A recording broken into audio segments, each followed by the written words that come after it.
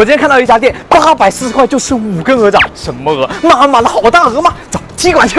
它这个地方我一进来就感觉它很有设计感，很有格调。我在底下可以看到旁边都是那种草，然后隔着的玻璃，就这种地方还孕育出了那个840块的鹅掌吗？包厢有低消吗？没有低消。要那个840块的那个鹅掌，脱骨老鹅掌吗？对，我们一根是168，你们2位吃好像有点多。行，那就先来2根吧。好的，可以，谢谢。因为我原本在网上看到的价格是840一盘，然后里面有5根。但刚刚服务员跟我说可以单点，又省了好几百块钱。但是一根168，我觉得还是好贵。会有我家楼下7块钱一根的好吃吗？